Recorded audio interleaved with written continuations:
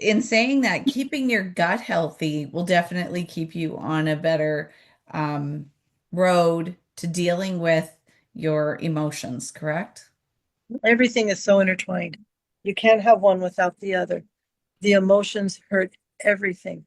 And even on these different charts, like in the Chinese medicine, which is what I used when I had cancer, um, the doctor told me very simply, Alice, if you stay in the same environment, in the same situation, it doesn't matter how many herbs, how many needles I put in you, it doesn't matter what I do, that cancer will come back in another way. It'll manifest in another way, but it'll come Mm. back because you're still in the same environment. Your body is still in flight and fight and all these things that cause havoc in our body. Can you So, explain fight and flight mode? Because I think and I see it in younger people a lot more. Like I'm talking little people. My stepdaughter struggled with it for many years. well, that one is a very deep one, and I'll tell you why. Because the way, and this is just my humble opinion. Again, everyone that's listening to this, either now or weeks from now or years from now, they find this video. Just know that this is my humble opinion. Always research yourself. Always do not ever believe everything that I say. Feel it again in your gut. Know it, okay? Mhm. I and I believe this form of healing is because of what I went through and it worked for me. So if it worked for me, I'm not going to try and change it. It's what I believe, right? So when when creation and if you go as far back as you want to go, even I'm not even going to go that far back, even just the 50s or the 30s, and we didn't have TV or we didn't have all that. Children did more activities that were outside, right? I played up Correct. 70s till the lights came on, right? Mhm. So then the way that our bodies were developed when the hunter went out to hunt, it needed to know, it needed to be very still. That hunter could not be jibber jabbering with his partner too much, or they'd lose Right. their kill and they couldn't eat. So their bodies learned to stay still, to stay quiet, to be able to shoot and aim and hit it so they'll have food. Now, if they were caught off guard and they did something jam, they had to run. So, Hmm.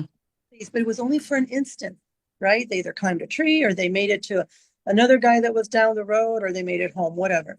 Our bodies were made, the way our environment created our bodies to adjust, that was then. But now we act as if a saber-toothed tiger or a lion or something is chasing us all the time. And it's not. Right. And it's We not. act as if. And I can't recall the name of the book, but when I find it, I'll put it in the chat. There's this book that this lady wrote. She was in a concentration camp and she had the most loving vibration and experience. And she said, someone who is told you have cancer and you're going to die is going to react a certain way, like they're facing death, right? They don't know what to do. It's scary. Then here's the other person that just bought a new car and their car was keyed. Someone just went through it and just put this big old line all the way across the car. That person that just got that car is going to feel the same way as the person who was just told had cancer. And it's no way near as devastating, but to her it was. We've been conditioned that if things don't go our way, the things that we want, the things that matter to us, either in the material or the emotional, don't go our way, we enter into this panic mode. Or you're being abused for a very long time and you don't have a voice. You're in fight or flight. You got to survive. So that Hmm. body is always like 100 miles per hour. You may not notice it. Like with me, I was a very quiet girl and I'd sit and I'd observe everything. And I'd always put my hands like this. This is how I would sit. And sometimes I still do it when I'm on video. I catch it. I'd be like this. Oh. Because when I was in this marriage, when I got married at 16, and the first thing I learned is if you speak out of place, you're going to get beat. Let me tell you, my body learned really quick to survive. And so that I wouldn't actually speak out of place, cover my mouth. Mm. Yeah. Now I just do this. Sometimes now I just Well, now we can I see your smile. catch myself. So that's what it does to your body. You're in fight or flight. Either you're going to feel that you're being attacked.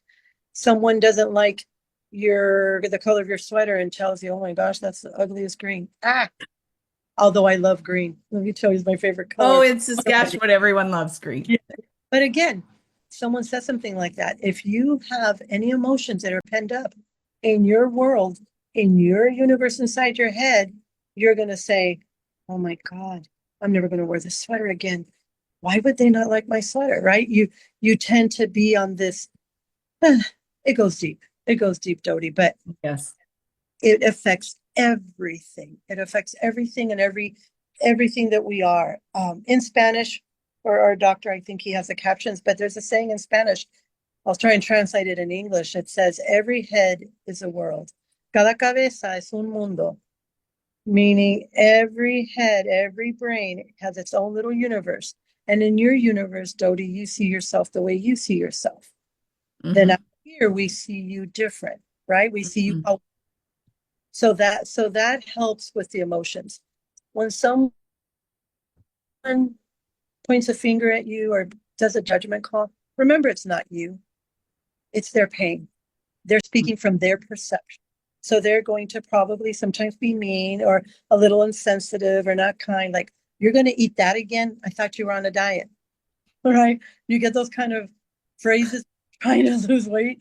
It hurts a little bit, but it's Yeah. probably they haven't lost the weight either. And they're thinking, why can she eat that? And, it's a circle. But it really, really remember that anytime you feel that flight or fight, that attack kind of thing coming towards you, it's their perception. You don't own it. Mhm. It's not yours. Awesome.